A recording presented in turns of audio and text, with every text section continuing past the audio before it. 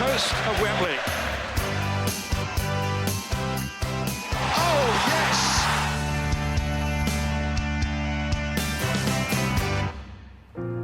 There's very little that remains of Leicester City's old home here at Filbert Street. But memories of a special period in the late 90s still live on, when Martin O'Neill built a side that dominated the League Cup, making it the most successful period in the club's history. This is a trophy that we can do serious damage in. It's something unpredictable, but in the end was right. I hope you have the time of your life. It was fantasy stuff for us, really. Glory, glory, Leicester! Glory, glory, Leicester!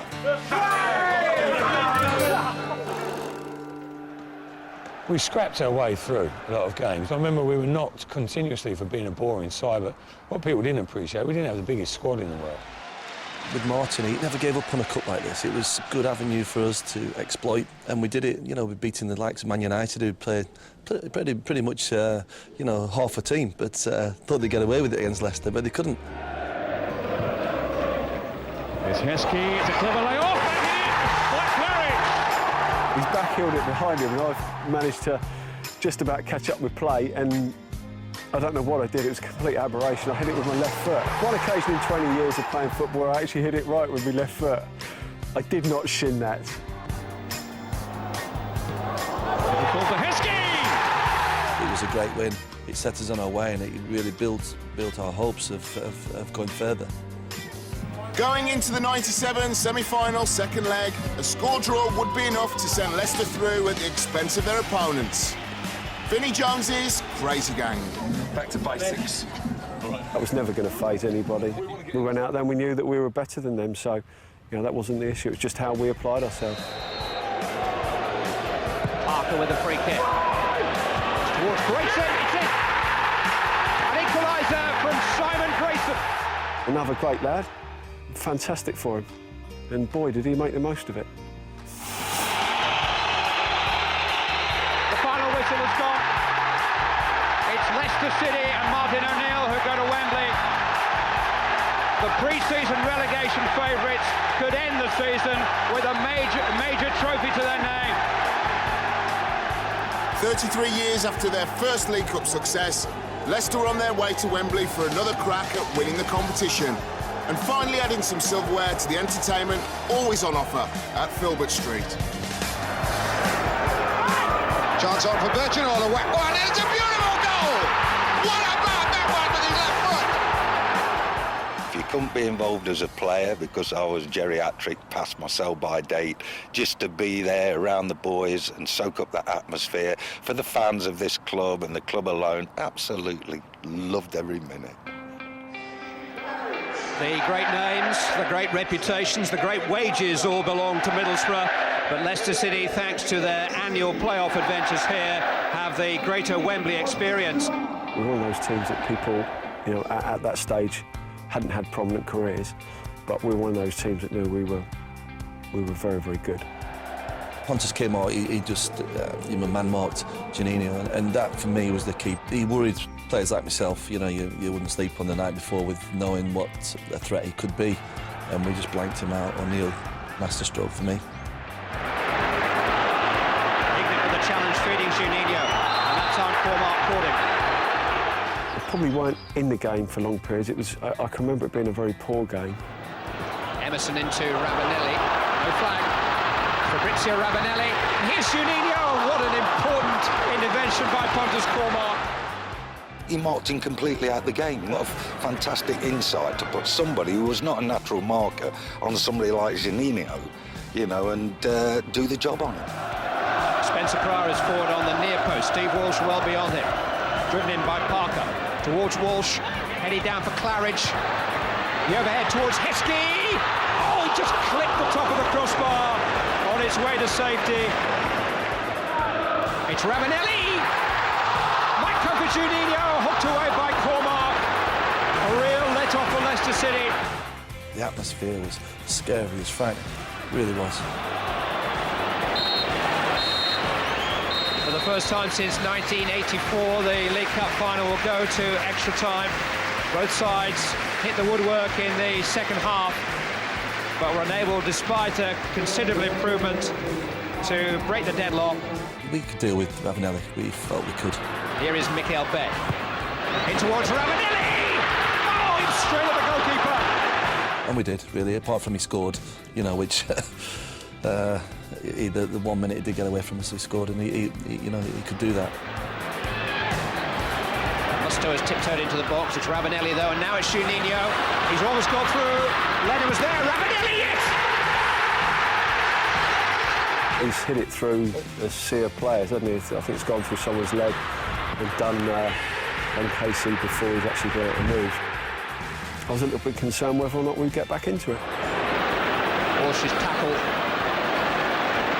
diverts the ball to Heskey, who gets involved with Juninho. A bit of a mismatch. If I was Juninho, I'd walk away from that one. That's definitely heavyweight against lightweight.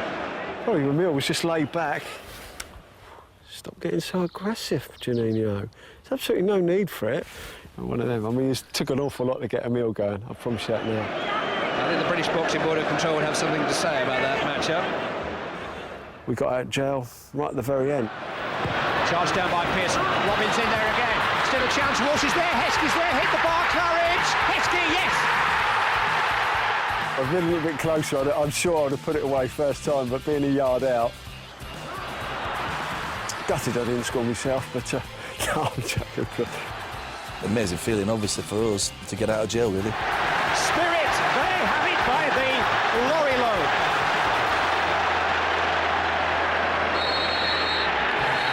It will be a replay. Martin O'Neill and Brian Robson will meet again. So with nothing to separate the two sides at Wembley, it was off up to Hillsborough 10 days later. Waiting there was some big heads to rival even the great Brian Clough. Whatever it was, I think its nose was smaller than mine. That was the only thing that was supposed to be big. It did make Steve Claridge look half decent, you know. I mean, that was an improvement for him, that head, to be serious. Yeah, they hadn't done as much work on mine as they had the others. I think mine was a sort of like a last-minute throwback. I would say it's Steve Claridge, but it could be anyone sort of touch. But yeah, not to worry. It's all good fun. We played a lot better. We played how we knew we could. Reduce here. You mean he went through him? Yeah. Intent signalled. I had nobody there that's on my revenge list, luckily for them. Doubt shall not pass, I suppose.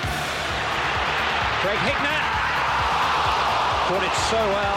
There's some tense moments that, you know, with us lot. Led it to Heskey. Real chance for Emma Heskey. Hit the post. God, he had some thrills. And we will go into extra time.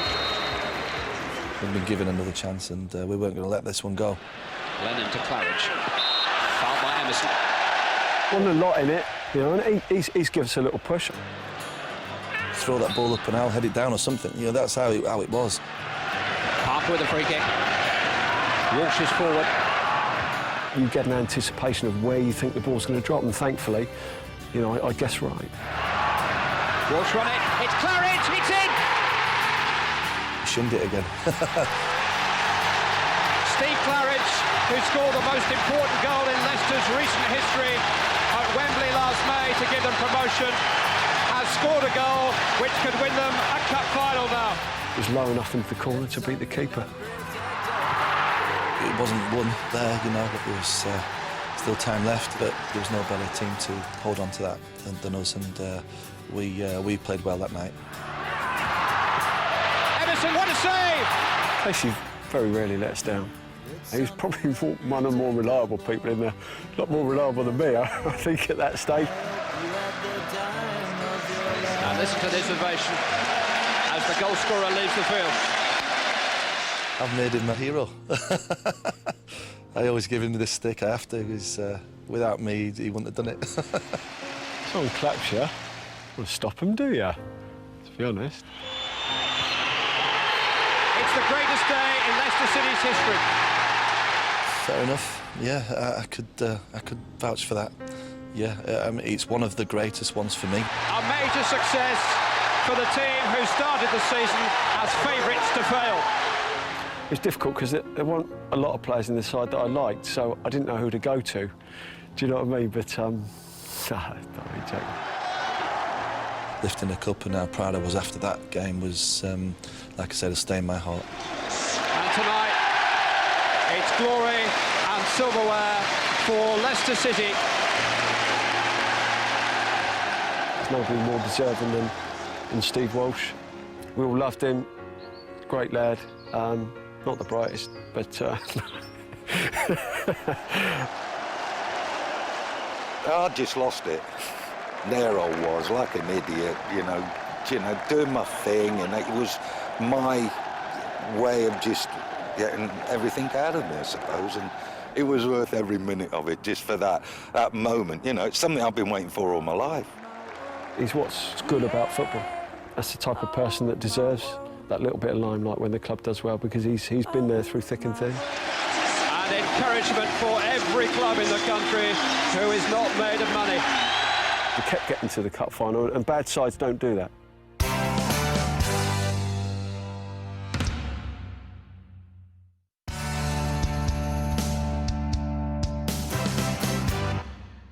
Leicester's win over Middlesbrough in the 1997 League Cup final ended a 33-year wait for a major trophy. But it would be only 2 years before they were back at Wembley in yet another cup final. If you look back 10 years ago, nobody heard of Muzzy, is it? Neil Lennon, you know, Big Matty Elliott, Steve Guppy, Robbie Savage. Who were these players? Nobody had heard of them, you know, but they became Leicester legends. We got to the final, let ourselves down against Spurs in one of the most boring finals ever. It's a final we should have won. We really should. We just switched off everybody, and the ball was allowed. I got done for pace down the side. Everson, good turn of speed. It's Stefan Everson. Good save by Callum Nielsen. On 92 minutes. I tried to get myself in the way of it going in, but unfortunately I just couldn't get anywhere near the ball. But you know, bitterly disappointed about that result. That game was there for us to win, and you know, we came away losing it. We're all in shock that we'd lost it because we were in total control of the game. If it went to extra time, we were going to win it. There's no doubt. There's only one team going to win that final. Once you see someone going up the steps of Wembley as winners, lifting the cup up, it's probably the biggest disappointment you can ever have as a player. And so we wanted to bounce back straight away. And they did just that the following season. This time, Aston Villa provided the opposition in yet another League Cup semi-final. We're on the map again, yeah. We scored the only goal in the semi-final against Aston Villa at home from playing up front. Tony Elliott in the box for Leicester, but he has a real presence. Oh! It's a super goal from Matt Elliott. We weren't going to let ourselves down again. We've played 3 minutes of stoppage time, and it's Wembley again for Leicester City as Martin O'Neill celebrates with John Robertson. It's a rocky road to get there, but we did it, and it was unbelievable again. It's about time, I think, perhaps occasionally people might realise that we are full of ability in the side. This idea, you know, that we run around, charge around the long ball, it doesn't actually stack up, Gary, believe it or not. It doesn't stack up because the facts don't actually support it, believe it or not. I feel like shit at the moment, Gary, to be honest.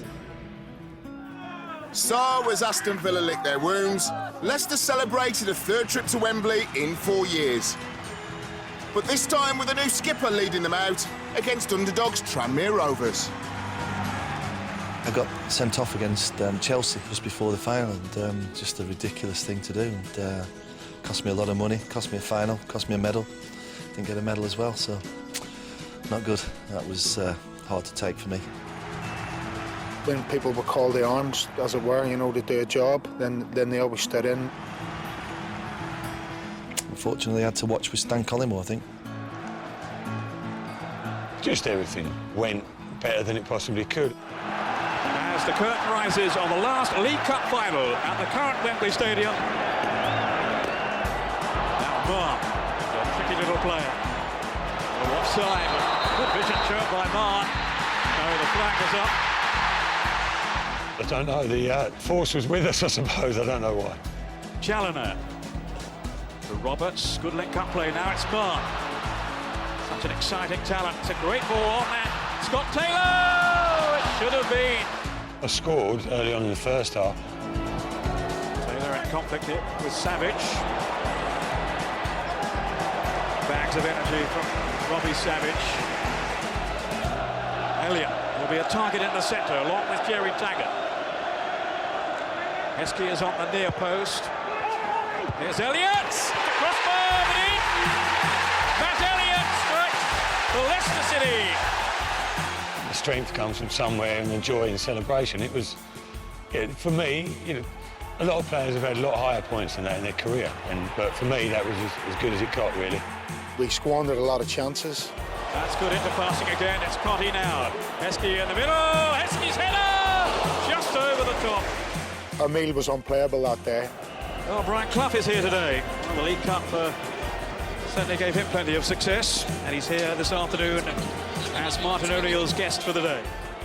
Is it and Lennon? Oh, it's beautifully done. Lennon! What a goal that would have been from Neil Lennon. It's a half-time lead then for Leicester City, thanks to Matt Elliott, their captain. Matty came in with the goods all season in the league as well. I think he scored 11 goals that season, playing up front and from the back. And so he just seemed to be the natural successor to Steve. Two such animated managers down on the sidelines. Martin O'Neill, who says sometimes, I think I ought to get a life. Oh, the referee has a problem. Alan Wilkie looks as if he needs some attention here. He's clearly in some distress here, Alan Wilkie. Doesn't happen too often, but referees are human as well. You wouldn't get too many people agreeing with that, would you? And he's taking centre stage. Phil Richards from Preston in Lancashire. Who's winning, he's asked. No. Taggart. He's been in the best form of his career this season. Now it's Heskey, who's caught there by Hill. Oh, he's off. Earlier. He's been sent off. I don't think the Tranmere defence knew how to cope with him, and it was a case of Clint probably losing a little bit of patience, making a rash challenge and deservedly getting sent off for that. I was slightly at fault for the equalising goal from Tranmere. Backing a cutting-edge Tranmere. Can they find one here? Good try by Jones. It's Kelly! Oh, there's the answer. David Kelly! Myself, and Jerry Taggart and Tim Flowers all could have done better. But I was a bit rueful with myself about that. And before I knew it, the ball's hit me on the head again. Guppy now with the corner. It's Elliott! And then back in front. Tranmere's joy is short-lived, and it's Elliott again. I've actually got a picture back home. As I'm about to head it, I'm smiling because I just knew I was going to score. He goes to Wembley, scores a couple and ends up playing for Scotland, and he's born in the East End of London. I mean, you know what a story that is. I mean, dearie me. I don't know what the Aggies bashers thought of him up there north of the border. I mean, he talks more Cockney than I did. Players dream of scoring a goal at Wembley in a cup final. You don't even think about scoring two. Certainly as a defender, it just doesn't go through your mind. A long ball from Murphy. Well, that's it. It's another glorious moment for Leicester City. League Cup winners for the second time in 4 years, and the third time in their history. They have well and truly made up for the shattering disappointment of last season's defeat here by Tottenham, and provided another notable achievement for the man with the Midas touch, Martin O'Neill. All the emotions, came flooding back from the year before. Finally, the stress had just come off, because we were favourites, and it was just a great feeling, to be honest.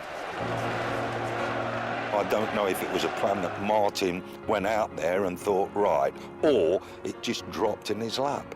I doubt whether it dropped in his lap because of the way that Martin worked, but it certainly worked for Leicester City Football Club for them years that, the boys were together. It was a fabulous time. I really felt proud for Matt, and, I suppose I'd allow him just to lift one anyway. So often their resolve has been stretched to the very limit this season, but now they have their reward. spirit, their resilience and their undoubted ability. Make no mistake about that. It should have been me, really. It should have been me lifting another cup. And, instead, it was Matt, but great for Matt.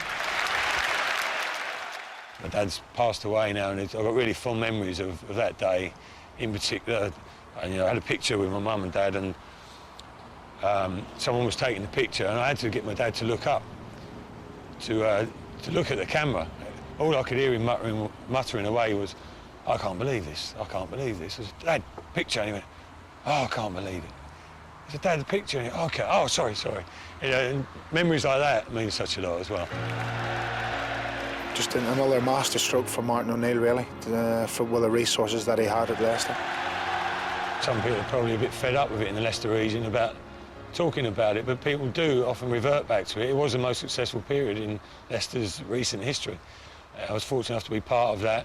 As I say, Martin brought together a group of players who, for one reason or another, gelled.